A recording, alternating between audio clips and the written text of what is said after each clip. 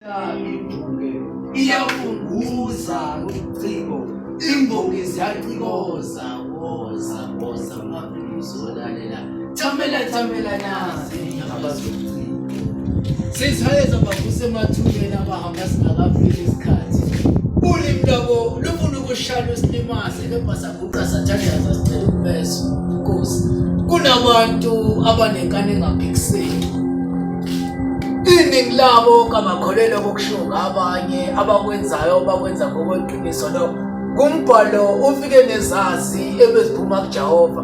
Kunabanye ngibahlala esedlalweni ngokubavikela kumhlaba ongabalimaza amangathoba phila njengabanye. Bazama-ke kaningi ukusukuma bese ngiyabahlalisa.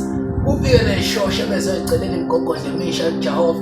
Kunabanye ngibathatha nje beqeda kufunda labo umsebenzi wabo usubalindele kweliphakathi.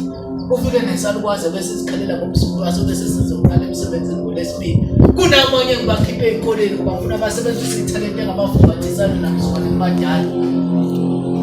Ufike nomdwebi utheni wafisa ukuba udokotela. Ezinye ingelosi ziyakusaba ukungcola ukwaziwa ubufakazi balokho zingane zihambe emhlabeni ziqeda nje kuzalo. Ufike nomakoti abayoyicelela ukuphila iy'ngane zakhe. Mene lona kumbhalo kwathunyelelwa kwabasendulo nakuleli laseMpumalanga lathunyelelwa uhlobo lombhalo umlilo phezu kwensimo omlungu.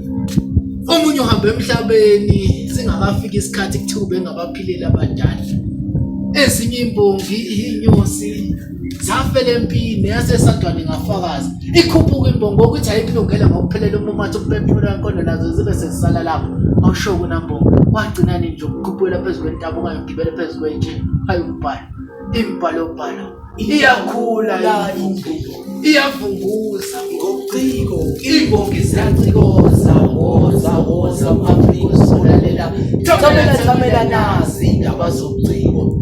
Nina kanimazi umuntu, anibazi ubuntu bakhe futhi kanisazi nesintu sakhe.